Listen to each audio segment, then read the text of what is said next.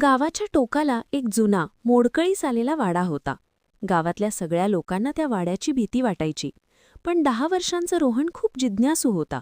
एके रात्री तो चोरून त्या वाड्याकडे गेला. वाड्याचा दरवाजा हळूच कर्र कर्र असा आवाज करत उघडला. आत पूर्ण अंधार होता. रोहनने टॉर्च लावली. भिंतींवर जुनी चित्रे होती आणि हवेत विचित्र थंडावा होता. अचानक वरच्या मजल्यावरून पावलांचा आवाज आला. रोहन घाबरला, पण धाडस करून जिना चढू लागला. प्रत्येक पायरीवर कर्र कर्र असा आवाज होत होता. वर पोहोचल्यावर त्याला एका खोलीत हलकीशी प्रकाशरेषा दिसली. तो दरवाजाजवळ गेला आणि हळूच ढकलला. आत एक जुना आरसा होता आणि आरशात रोहन दिसत नव्हता. त्याच्या मागे मात्र एक काळी सावली उभी होती. रोहनने पटकन मागे वळून पाहिले, पण तिथे कोणीच नव्हते. पुन्हा आरशात पाहिल्यावर ती सावली अगदी त्याच्या जवळ आली होती.